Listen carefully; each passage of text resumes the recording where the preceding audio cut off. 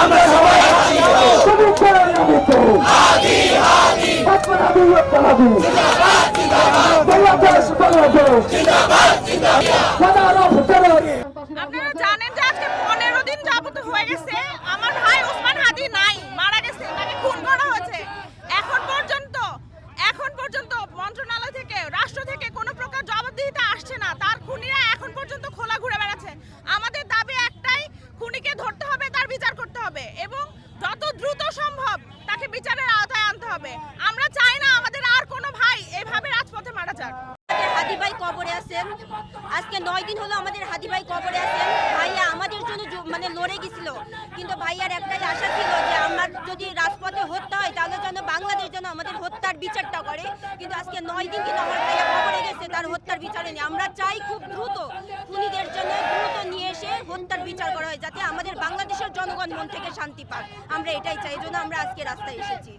Max দেশের সবচেয়ে শক্তিশালী 52.5 এন গ্রেডের পিসিসি সিমেন্ট। আজকে হাদি ভাই হত্যার আজকে 15তম দিন।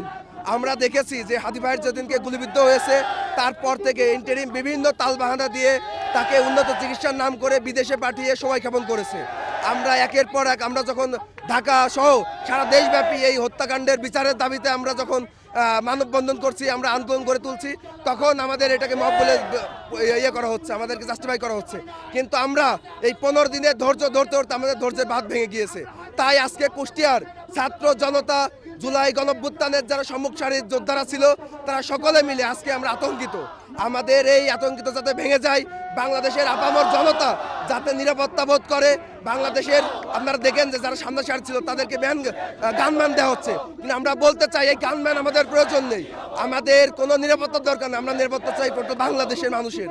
আমরা এখানে অবস্থান করেছি যতক্ষণ পর্যন্ত না হাদি ভাইয়ের হত্যাকারীদের এখানে গ্রেপ্তার করা হবে এবং তাদের বিচারের আওতায় না আনা হবে, আমাদের অবস্থান কর্মসূচি চলবে। এবং হাদি ভাইয়ের যে আন্দোলন ছিল, হাদি ভাইয়ের যে কালচারাল সেন্টার প্রতিষ্ঠা করতেছিল, চেয়েছিল, আমরা সেই কালচারাল সেন্টার পুরো বাংলাদেশ ব্যাপী এটাকে ছড়িয়ে দেবো ইনশাল্লাহ।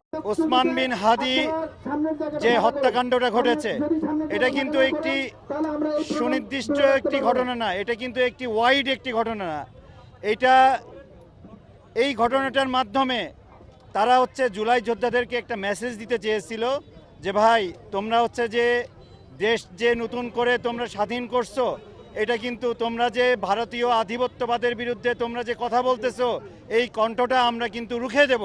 এটাই কিন্তু তারা এই মেসেজটা দিতে চেয়েছে, আমাদেরকে এই মেসেজটা দিতে চেয়েছে যে হাদি ভাইয়ের মতো যদি তোমরাও কথা বলতে চাও, তোমাদের কণ্ঠরোধ আমরা করে ফেলবো। আমাদের শহীদ হাদি ভাইয়ের যে হত্যাকাণ্ড সংঘটিত হয়েছে তার আজকে প্রায় 2 সপ্তাহ পেরিয়ে যাচ্ছে, কিন্তু এখন পর্যন্ত কোনো সুরা হয়নি। আর যে বিভিন্ন জায়গায় যে গানম্যান দেওয়া হচ্ছে, এই গানম্যান কোনো সমাধান হতে পারে না। কারণ আপনারা দেখেছেন যে জুলাই অভ্যুত্থানে যে ছাত্র জনতা নেমে আসছিল, আসলে এই ইন্টারিম সরকার কতজনকে গানম্যান দিয়ে কতজনকে রক্ষা করবে? গানম্যান কোনো সমাধান হতে পারে না।